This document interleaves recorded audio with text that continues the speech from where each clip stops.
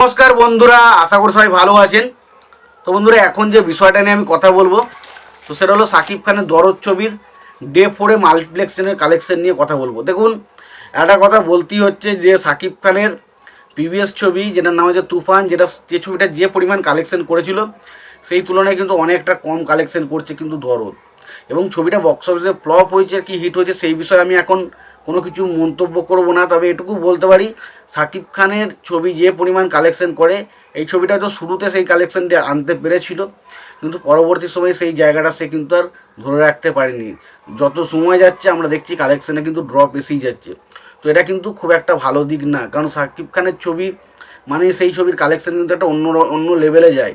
তবে সত্য কথা বলতে শুধুমাত্র যে সাকিব খানের দরদ ছবি ফ্লপ যদি হয় তার পেছনে কী কী কারণ থাকবে, আর যদি হিট হয়েছে তার পেছনে কী কারণ থাকছে সেগুলো নিয়ে যে আলোচনা পরে একটা করব। এবং সাকিব খানের দরদ ছবি যে এতটা বহাল অবস্থা বা খারাপ অবস্থা এটার পেছনে কিন্তু অনেকাংশ তাদের মেকার্সরাই দায়ী, এটুকু আমি মনে করি। তার কারণ তারা যদি ঠিকমতো গান সব কিছু ঠিকঠাক ছাড়তো তাহলে কিন্তু এই ছবিটা নিয়ে যে পরিমাণ হাইপ রয়েছে তার থেকে অনেক বেশি হাইপ থাকতে পারতো, ছবিটা বক্স অফিসে ভালো কালেকশন করতে পারতো। এটা কিন্তু মেকার্সদের ভুল, যে দিনের দিন গান ছাড়ছে পরের দিন সিনেমা রিলিজ এরম করে, সেটা কিন্তু কোনো দিন কোনো কিছুর কাজ হয় না, যেটা কিন্তু তাদের ক্ষেত্রে একটা বিরাট বড় ভুল হয়েছে বলে আমি মনে করি। তো এবার যদি কালেকশানটা নিয়ে আলোচনা করি, দেখুন প্রথমে ডে 1-এ কালেকশান হয়েছে 30,68,000 টাকা। দ্বিতীয় দিনে কালেকশান হয়েছে 18,17,000 টাকা।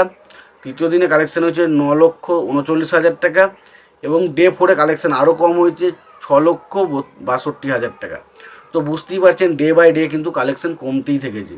তো জানি না পঞ্চম দিনে আবার কী কালেকশান আসবে। এবার যদি টোটাল কালেকশানের কথা বলি তো টোটাল কালেকশান হচ্ছে 64,88,000 টাকা। তো এটা হচ্ছে মোটামুটি 4 দিনের শেষে মাল্টিপ্লেক্স চেনের কালেকশান দরদ সিনেমার।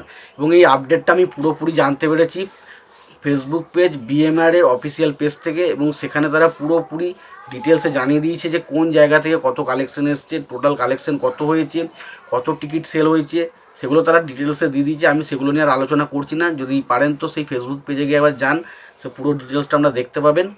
এবং এবং আমি দেখেছি এই যে ফেসবুক পেজটা তারা অথেন্টিকই আপডেট দেয়, তো সেই কারণে তাদের উপর একটা বিশ্বাস রয়েছে আমার। তো যেই কারণে আমার মনে হলো এই আপডেটটা সঠিক, তো সেই কারণে আপনাদেরকে জানানোর চেষ্টা করলাম। তো কালেকশন কিন্তু খুব একটা ভালো হয়নি, যেটা কিন্তু সাকিব খানের ছবিতে হয়ে থাকে। যেটা আমরা তুফানের ক্ষেত্রে দেখছিলাম একদিন দুদিনের মধ্যেই সে কোটি কোটি কালেকশন এসেছিলো, কিন্তু এখনও ছবিটা কোটির কালেকশন হয়নি, যেটা 4 দিন হয়ে গেছে রিলিজ। তো সম্ভবত মনেও হয় না যে 5 দিনের মধ্যে ছবিটা কোটি কালেকশনে ঢুকতে পারবে। তো ছবিটার কালেকশন কিন্তু খুব একটা ভালো কিন্তু হচ্ছে সেটা আমি বলতে পারছি না।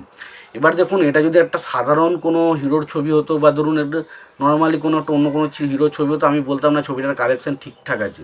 বাট এটা সাকিব খানের ক্ষেত্রে পসিবল না, কারণ সাকিব খানের যা স্টারডাম রয়েছে, সাকিব খানের প্রিভিয়াস ছবিগুলো যেভাবে কালেকশন দিয়েছে তাতে কিন্তু দরদ ছবির কালেকশনটা আমাকে কিছুটা হলেও হতাশ করছে। তো তোমাদের কি মতামত এই কালেকশনটা নিয়ে তোমরা অবশ্যই জানাতে পারো। তোমাদের যদি ভিডিওটি ভালো লেগে থাকে লাইক কমেন্ট শেয়ার করে দিতে পারো। চ্যানেলটা নতুন হয়ে থাকলে অবশ্যই তোমরা চ্যানেলটা সাবস্ক্রাইব করে নিয়ে পাশে বেল আইকনটা অবশ্যই প্রেস করে দিতে পারো। ভালো থেকো, সুস্থ থেকো, দেখা হচ্ছে পরবর্তীতে।